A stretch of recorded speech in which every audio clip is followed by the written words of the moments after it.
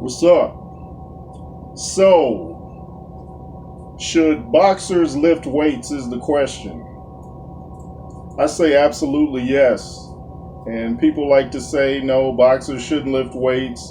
The old school fighters didn't lift weights, this and that.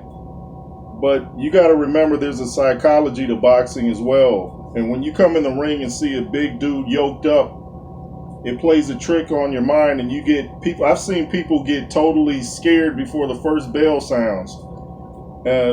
I was just watching an old fight with Anthony Joshua, and I forget the guy he was fighting, but it was on his way up. This guy was running from the time the first bell sounded. I mean, Joshua's size just totally intimidated him. Just like when Joshua fought Eric Molina, that guy ran the whole fight. So Joshua had the fight won before the fight even started. And people like to say, well, look at the stamina issues. People used to say Joshua was getting tired easy because of his heavy muscles. But if you look at him when he fought the French fighter, what was his name? Can't think of it, but I was watching it the other night. I mean, he wasn't getting tired at all. He was used to carrying around that muscle.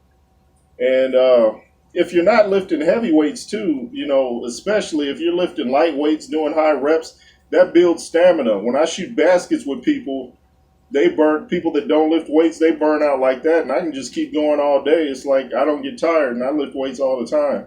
So it's just the old wives' tale about fighters shouldn't lift weights. I even heard James Toney talk about it. He's like, man, that's not true at all.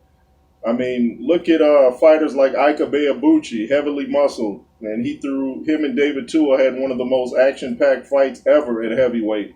At the time, I don't know if their record was passed, but they threw the most punches in a heavyweight fight ever. And Ika Ibeabuchi was heavily muscled. George Foreman, big arms, didn't get tired. Evander Holyfield, though, a smaller heavyweight, lifted weights.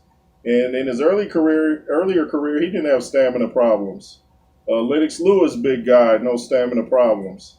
So it's just a myth, too. I think a lot of people especially fighters in the lower divisions, they might not lift that many weights. And I don't know, sometimes I think it's an excuse for them not to train as hard. Like, well, I don't lift weights, so I don't want to get fatigued in the ring. Are you just being lazy? Because you should be doing the cardio and the weightlifting. And if you do high reps with low weight, that is cardio. You don't have to be jogging for it to be cardio. So think about that. I say absolutely fighters should lift weights, and it's a myth that you get burnt out and all that. Nah, I mean, there may be people that happens for, but that shouldn't be the norm. Anything that makes you look intimidating too is going to help you in the ring. They forget how mental boxing is. And I always say, too, if muscles are bad in the ring, then why do people get intimidated when they see a guy across the ring with big muscles? They should be like, oh, this will be easy. He's big. He's going to get tired. But no, they get scared. Look at Mike Tyson, heavily muscled. I don't know how much weights he lifted in his earlier career, but he certainly lifts weights now. And Tyson goes through people, like that.